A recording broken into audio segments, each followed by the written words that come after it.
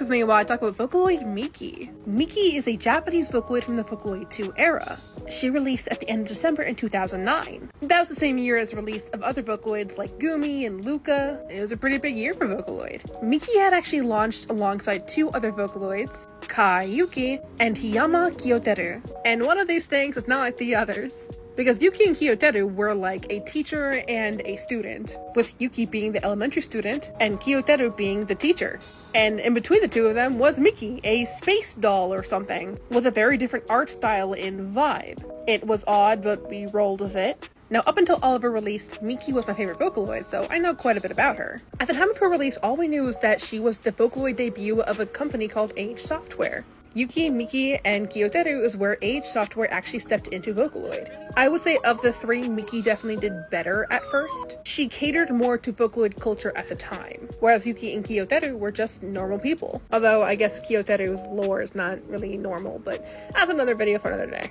They were otherwise normal people, and that was kind of odd in the Vocaloid sphere at the time. Anyway, flash forward a few years. The year is 2012, a brand new Miki design drops, and everyone assumes it's going to be a Vocaloid 3 voice bank for Miki. And this new design floated around for a while, and there was a lot of questions about it, and eventually it was confirmed, no, it was not a design for a new Vocaloid voice bank for Miki. It was just a fun concept design, basically. And unfortunately, they never did anything with that design. Said design is actually what I printed at the beginning of this TikTok, the one with all the stars. Anyway, flash forward a few more years. In the Vocaloid 4 era, Miki received a new update with a brand new design that was not the 2012 design. They made some odd choices because they removed the puppet lines on her, or the doll joints, I guess, because originally Miki had ball joints, like a doll. Now, while they fixed a lot of the issues with Miki's original Vocaloid 2 voice bank in this new version, it was very clearly a port of her Vocaloid 2 voice bank into the Vocaloid 4 engine, which was kind of disappointing, but it was also still very exciting to have a new voice bank for Miki at all.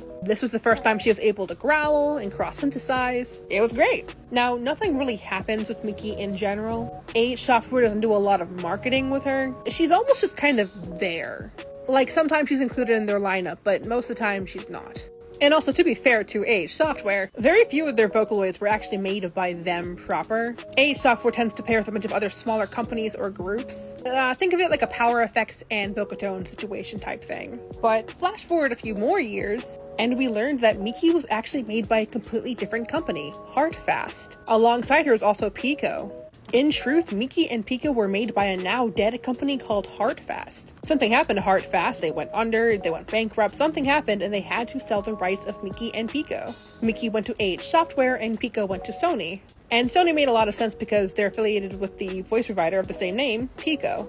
So this also explains why Miki just kind of looked weird between Yuki and Kyoteru, why we had two average people and a space doll with pink hair, and a completely different art style. There was a lot of theory crafting when Pico released. He came out about a year after Miki, so people theorized that the two of them were somehow connected. Like, their designs were way too similar for that to be a coincidence, but nothing was ever said, so we just kind of had to move on.